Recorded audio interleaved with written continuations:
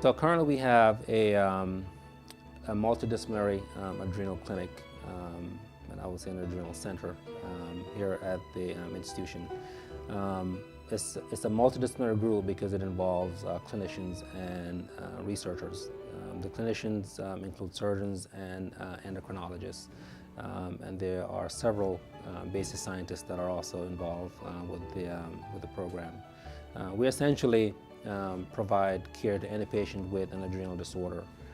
One of the big focus that we do have for the program, though, is for patients with what we call resistant hypertension. So there are patients out there who are on 3 or 4 blood pressure medicines who are still having challenges controlling their blood pressure. Most of the cases of adrenal-associated hypertension that we see, probably about 50% is associated with enlargement of the adrenal gland itself, and probably about 40% are associated with a natural tumor in the gland.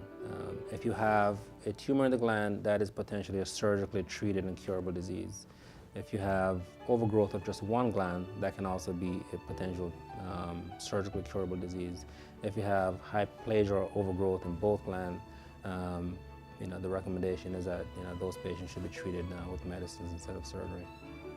A multidisciplinary team that includes clinicians and researchers. So we're actually working with our basic scientists and some of our translational scientists to identify better tumor markers for the disease, to try to better understand why patients get the disease.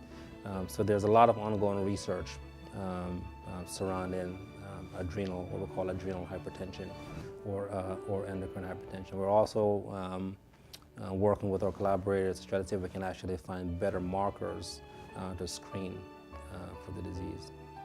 What we have found in our experience so far is that if we can identify the disease early, before folks start to get organ damage, and remove the gland that's causing the problem, patients can actually walk out of the hospital on no blood pressure medicines.